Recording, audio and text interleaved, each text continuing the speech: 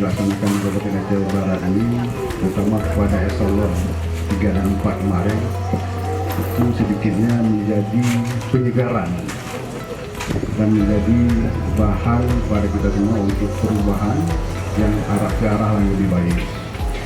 Jadi harapan besar kepada Bapak Camat yang baru tentunya untuk melakukan kegiatan-kegiatan perubahan ke depan, terutama ke arah yang lebih baik.